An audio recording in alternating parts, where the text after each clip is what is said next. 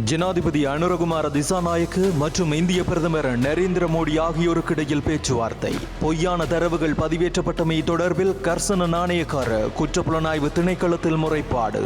ரஷ்ய அரசாங்கத்தினால் வழங்கப்பட்ட உரம் கிளிநொச்சி விவசாயிகளுக்கு இன்று வழங்கி வைப்பு. முல்லைத்தீவு ஊடாக நள்ளிரவு காங்கேசந்துறை கடக்கும் தாளமுக்கம், மக்களுக்கு விடுக்கப்பட்ட எச்சரிக்கை. இந்தியாவிற்கான 3 நாள் உத்தியோகபூர்வ விஜயத்தை மேற்கொண்டிருக்கும் ஜனாதிபதி அனுரகுமார திசாநாயக்கவை இன்று சம்பிரதாயபூர்வமான முறையில் புதுடெல்லியில் உள்ள இந்திய ஜனாதிபதி மாளிகையில் இந்திய ஜனாதிபதி திரௌபதி முர்மு மற்றும் பிரதமர் நரேந்திர மோடி ஆகியோர் வரவேற்றனர். அதனைத் தொடர்ந்து ஜனாதிபதி அனுரகுமார திசாநாயக்க மற்றும் இந்திய பிரதமர் நரேந்திர மோடி ஆகியோர் பேச்சுவார்த்தையில் ஈடுபட்டனர். குதிரைப்படை அணிவகுப்புடன் ராஷ்டிரபதி பவனுக்கு அழைத்து வரப்பட்ட ஜனாதிபதி அனுரகுமார திசாநாயக்கவிற்கு இந்திய ஜனாதிபதி திரௌபதி முர்மு மற்றும் பிரதமர் நரேந்திர மோடி ஆகியோரினால் மகத்தான வரவேற்பு வழங்கப்பட்டது. பூரண அரச மரியாதையுடன் 21 மரியாதை குண்டுகள் முழங்க இந்திய ராணுவத்தின் அணிவகுப்பு மரியாதை வழங்கி அவருக்கு வரவேற்பு அளிக்கப்பட்டது. தனது முதலாவது உத்தியோகபூர்வ வெளிநாட்டு விஜயத்தை நினைவு கூறும் வகையில் ராஜ்கோட்டில் உள்ள காந்தி தர்சன் வளாகத்தில் அசோக மரம் ஒன்றை நாட்டிய ஜனாதிபதி அனுரகுமார திசாநாயக்க விருந்தினர் புத்தகத்திலும் கையொப்பமிட்டார். இந்திய ஜனாதிபதி திரௌபதி முர்முவிற்கும் இலங்கையில் முதலீடுகளை மேற்கொள்வது குறித்து இந்தியாவில் உள்ள பாரிய அளவிலான வர்த்தக பிரதிநிதிகளுடனும் ஜனாதிபதி அனுரகுமார திசாநாயக்க கலந்துரையாடினார்.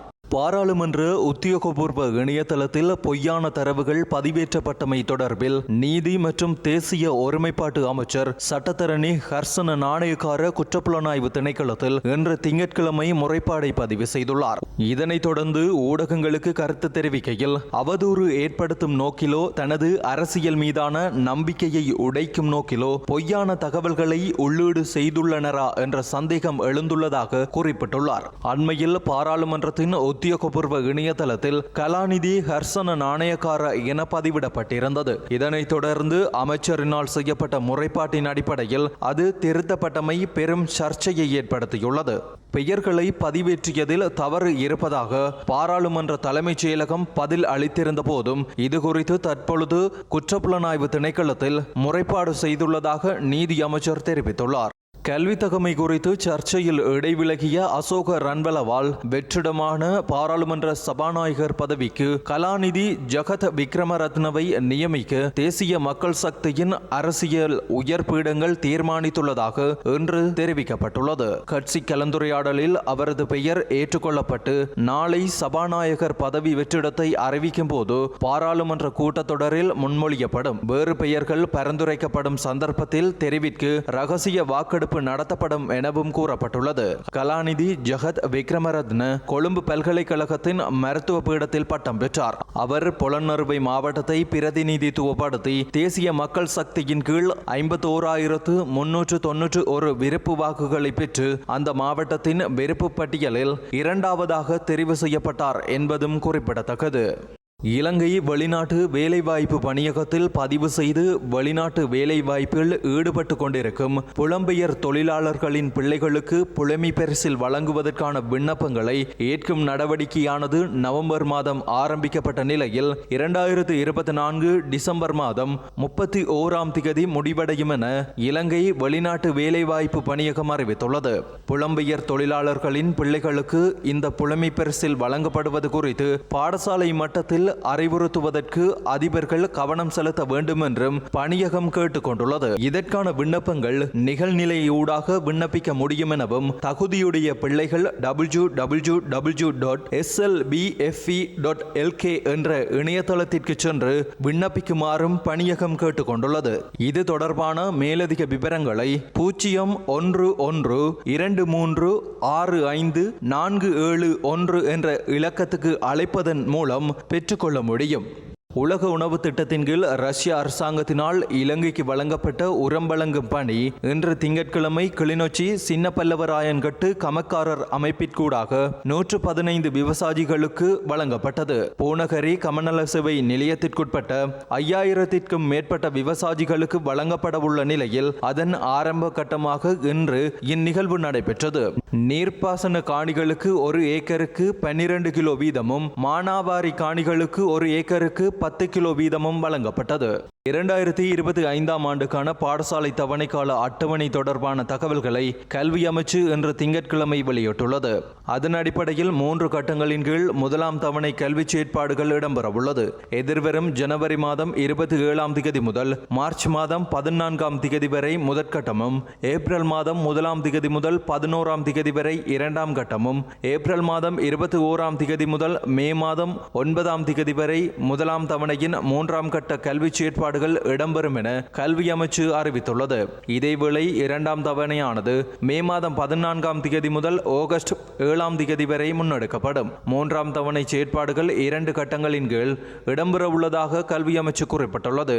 அதற்கமைய ஆகஸ்ட் மாதம் 18ஆம் திகதி முதல் அக்டோபர் 17ஆம் திகதி வரை முதலாம் கட்டமும், நவம்பர் மாதம் 17ஆம் திகதி முதல் டிசம்பர் மாதம் 19ஆம் திகதி வரை 2ஆம் கட்ட கல்வி செயற்பாடுகள் இடம்பெறவுள்ளன. இன்று விசாரணைக்கு வருமாறு குற்றப்புலனாய்வு திணைக்களம் ஜோசித ராஜபக்ச, மேயர் நெவில் வெண்ணியாராச்சி போன்றோருக்கு அறிவித்திருந்த நிலையில் இருவரும் விசாரணைக்கு செல்லாத காரணத்தினால் பண மோசடி சட்டத்தின் கீழ் விசாரணைகள் தொடர்ந்தும் நடைபெறும் என குற்றப்புலனாய்வு திணைக்களம் கூறுகின்றது. ஜோசித ராஜபக்ச முன்னாள் ஜனாதிபதி மஹிந்த ராஜபக்சவின் தனிப்பட்ட பாதுகாப்பு மேயர் நெவில் வெண்ணியாராச்சி ஆகியோர் குற்றப்புலனாய்வு திணைக்களத்தினால் அழைக்கப்பட்ட போதும் அவர்கள் சார்பில் ஆயரான சட்டத்தரணிகள் திணைக்களத்தில் ஆயர் ஜோசித ராஜபக்ச தற்போது வெளிநாட்டு பயணத்தில் உள்ளதாகவும் நெவில் வெண்ணியாராச்சி தனிப்பட்ட பயணத்தில் இருப்பதாகவும் கூறினர். பண மோசடி ஏ பிரிவின் கீழ் விசாரணைகள் தொடர்பிலான வாக்குமூலத்தை பதிவு செய்வதற்காக அவர்கள் இன்று குற்றப்புலனாய்வு திணைக்களத்திற்கு அழைக்கப்பட்டிருந்தமை குறிப்பிடத்தக்கது. இலங்கை கடற்பரப்பில் ஏற்பட்டிருக்கும் தாளமுக்க நிலையானது தற்போது முல்லைத்தீவின் கிழக்காக 225 கிலோமீட்டர் தூரத்தில் காணப்படுகின்றது. இது முல்லைத்தீவு ஊடாக நகர்ந்து இன்று நள்ளிரவு காங்கேசன்துறை ஊடாக பயணிக்கும் என சிரேஷ்ட வானிலை அதிகாரி கானா சூரியகுமாரன் தெரிவித்துள்ளார். வங்காள விரிகுடா கடல் பிராந்தியத்தில் காணப்படுகின்ற தாளமுக்க நிலையானது தற்போது கல்முனையிலிருந்து கிழக்காக 600 கிலோமீட்டர் தூரத்திலும், மட்டக்களப்பிலிருந்து கிழக்காக 625 கிலோமீட்டர் தூரத்திலும், திருவோணமலையிலிருந்து கிழக்கு தென்கிழக்காக 675 கிலோமீட்டர் தூரத்திலும், முல்லைத்தீவிலிருந்து கிழக்கு தென்கிழக்காக 735 கிலோமீட்டர் தூரத்திலும், காங்கேசன்துறையிலிருந்து தென்கிழக்காக 835 கிலோமீட்டர் தூரத்திலும் தற்போது காணப்படுகின்றது. இது அடுத்து வரும் 24 மணித்தியாலத்தில் ஒரு தாளமுக்கமாக சற்று வலுவடைந்து அதன் பின்னர் அடுத்து வரும் 2 நாட்களில் மேற்கு அல்லது வடக்கு வடமேற்கு திசையில் இலங்கை நோக்கி நகர்ந்து வட இலங்கை அண்மையாக அதன் நகரும் திசையை மாற்றி அதன் பின்னர் இந்தியாவின் தமிழ்நாட்டு பகுதியை சென்றடையும் என எதிர்பார்க்கப்படுகின்றது. அதேவேளை இன்று காலை இலங்கை வளிமண்டலவியல் ஆராய்ச்சி திணைக்களத்தினால் வெளியிடப்பட்ட வானிலை முன்னறிவிப்பில் வடக்கு கிழக்கு வடமத்திய ஊவா மாகாணங்களில் சில பகுதிகளில் அவ்வப்போது மழை அல்லது இடியுடன் கூடிய மழை காணப்படும் எனவும், இந்த மேற்கூறப்பட்ட பிராந்தியங்கள் சிலவற்றில் சில இடங்களில் 100 மில்லிமீட்டர் மழைவீழ்ச்சிக்கும் அதிகமான மழைவீழ்ச்சி பதிவு செய்யப்படலாம் எனவும் அந்த அறிக்கையில் தெரிவிக்கப்பட்டுள்ளது.